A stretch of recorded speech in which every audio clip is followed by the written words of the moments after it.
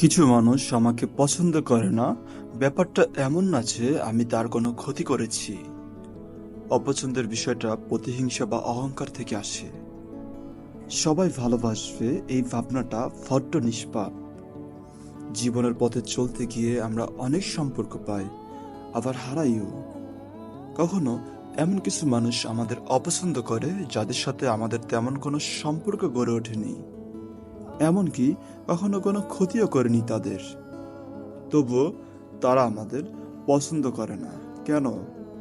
কারণ অনেক সময় মানুষ অপছন্দ করে ঈর্ষা থেকে, নিজের ব্যর্থতার দায় অন্যের কাঁধে চাপাতে গিয়ে, অথবা নিছক অহংকার থেকে। অনেক সময় তারা নিজের মনের ভেতর একটা প্রতিযোগিতা তৈরি করে নেয়, যেখানে আমরাও প্রতিযোগী, যদিও আমরা জানি না সেই প্রতিযোগিতা কখন শুরু হয়েছে।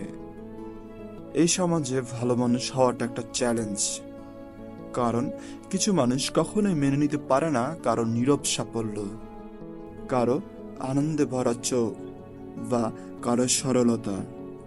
তারা অপছন্দ করে, দূরে সরে যায়, এমনকি ভুল ব্যাখ্যা দেয় আমাদের উপস্থিতির।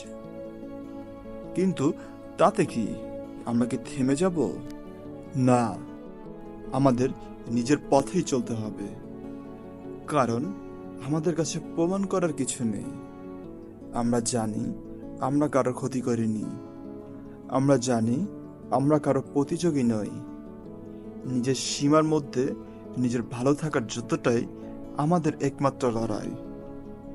তাই অপছন্দের ভয় না পেয়ে নিজের সততা, আবেগ আর ভালোবাসাকে আঁকড়ে ধরে এগিয়ে চলাই শ্রেষ্ঠ উত্তর।